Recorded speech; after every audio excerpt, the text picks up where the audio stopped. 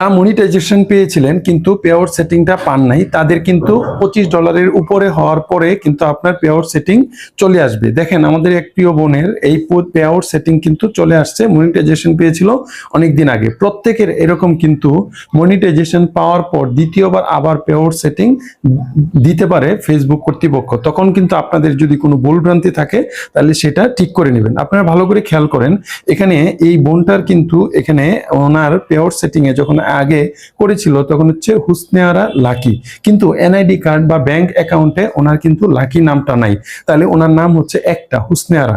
এই ধরনের প্রবলেম যদি থাকে তাহলে আপনারা এখন আপডেট করে নিতে পারবেন। কিন্তু এখানে এটা পেআউট সেটিং করতে গিয়ে আমি যেই সমস্যাটায় পড়লাম, দেখলাম যে ওনার এই একটা নাম অর্থাৎ হুসনে আরা, এটা দিয়ে কিন্তু আপনার পেআউট সেটিং করা যাবে না। এই ধরনের একক নাম যাদের, তাদের প্রত্যেকের ক্ষেত্রে এই সমস্যাটায় পড়বেন।